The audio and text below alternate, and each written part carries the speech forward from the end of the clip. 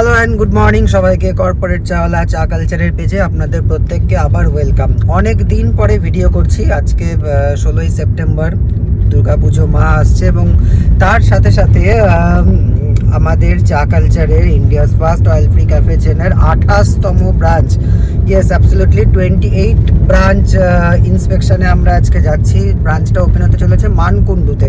তোমরা যেরকম জানো আমি ব্রাঞ্চ ইন্সপেকশন থেকে আরম্ভ করে কেমন হলো, আমরা কীরকম কাজ করলাম, টিম কীরকম কাজ করলো সব শেয়ার করি।